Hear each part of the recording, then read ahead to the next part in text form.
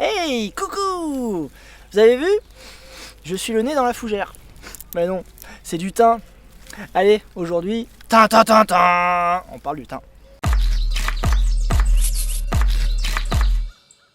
Le thym, vous avez vu, c'est un petit arbrisseau, donc il va pas être grand, il va pousser au niveau du sol, ok? De toute façon, c'est très facile de s'en apercevoir. Dès que vous allez marcher dessus, il va y avoir une formidable odeur aromatique qui va s'en dégager et vous allez savoir que c'est du thym. Le thym, de toute façon, il aime les sols calcaires et les endroits secs. C'est un arbrisseau qui est originaire de la région méditerranéenne. Comme tous les arbres de la Méditerranée, comme tous les arbres qui aiment la chaleur, eh bien, les feuilles ne vont pas être très développées. On a des feuilles qui sont vraiment toutes petites. Et le fait qu'elles soient toutes petites, ça permet d'éviter une grosse surface avec le soleil et ça permet ainsi à la plante de garder l'eau au maximum. L'origine du thym, donc on a dit que le thym c'est originaire de la région méditerranéenne, certes, mais d'après la légende, l'origine du thym remonte à la guerre de Troie, lorsque la belle Hélène fut enlevée par Paris. Bien forcément, elle était un petit peu secouée sous le choc et elle s'est mise à pleurer. Et partout où des larmes sont tombées, eh bien des bouquets de thym sont apparus. Thym, ça vient de thymos en grec, et ça veut dire fumer. D'ailleurs, le thym était beaucoup utilisé dans des rituels. En fait, on le coupait et on le faisait brûler. Et d'ailleurs, la Pythie de Delphes utilisait énormément de thym qu'elle faisait brûler et elle respirait. Et à partir de là, elle donnait des informations. Alors, les plus sceptiques diront ok d'accord, la Pythie est en relation avec les dieux. Et d'autres diront en fait dans le thym vous avez beaucoup d'huiles essentielles qui peuvent encombrer un petit peu les neurotransmetteurs du cerveau et c'est pour ça que la Pythie disait des trucs que l'on ne comprenait pas beaucoup. Voilà. Toujours est-il que thymos signifie fumer et que le thym permet à la fois de désinfecter et désodoriser une pièce. Le thym c'est également synonyme de courage. Le thym était souvent donné aux chevaliers en fait pour leur donner du courage et d'ailleurs au Moyen-Âge les femmes elles brodaient soit du thym soit des images de thym sur les tabliers de leurs chevaliers pour leur donner du courage. Souvent au mois de mai on pense au muguet, à cueillir du muguet, sauf que le thym aussi c'est très bien de le cueillir au mois de mai. Pourquoi? Parce que c'est en cette saison qu'il va se mettre à fleurir et donc vous aurez le thym le plus parfumé, le plus riche et le plus concentré. Alors vous pouvez le couper quand vous voulez dans l'année, mais c'est quand même au mois de mai, c'est le mieux.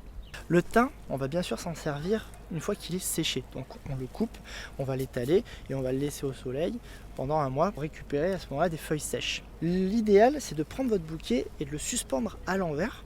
Comme ça en fait toute l'eau va tomber par là et il séchera beaucoup plus facilement. Et ensuite vous secouez votre bouquet doucement et hop, les feuilles elles vont tomber, vous pouvez à ce moment-là les récupérer. Dans les feuilles de thym, vous allez avoir de la vitamine A, toutes les vitamines B, vous allez avoir du zinc, vous allez avoir de la vitamine K, vous allez avoir du fer. Il y a vraiment beaucoup de choses dans le thym. C'est vraiment une plante qui est très très bonne pour la santé. Donc le thym, à quoi ça sert? Le thym, souvent on se dit tiens, on fait brûler du thym. D'ailleurs les Grecs faisaient brûler du thym, les Romains faisaient brûler du thym. Et bien oui, c'était pas que pour l'odeur, c'était aussi parce qu'il y avait une action purifiante. Le thym, c'est un formidable antibactérien.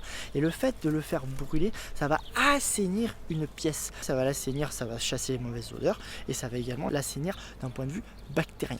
C'est très très bon pour les affections bronchiques. Vous pouvez vous faire des infusions de thym. D'ailleurs, ma grand-mère, elle adorait me faire des infusions de thym, citron, miel quand j'étais malade et quand j'étais enfant. Et une fois que j'ai grandi, elle rajoutait un petit peu de rhum. Voilà. Donc le thym va permettre d'avoir une activité antibactérienne. Donc si vous êtes pris, si vous êtes encombré, si vous avez un rhume, si vous avez une grippe, vous pouvez vous faire des infusions de thym.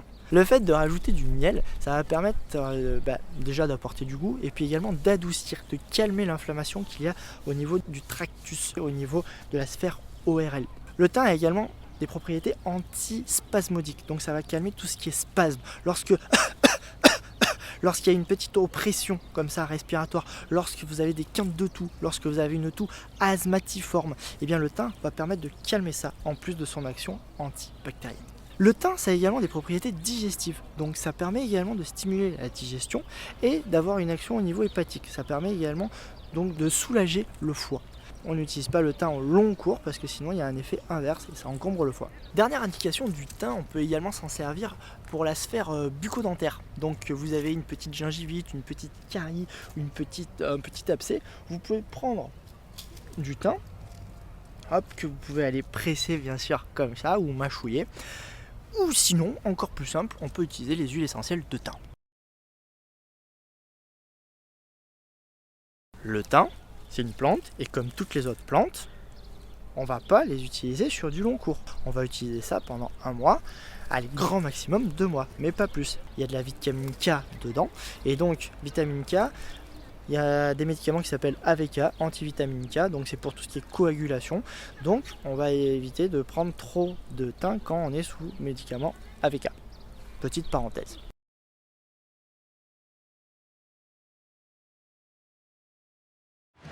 Retrouvez tout France Bleu sur francebleu.fr.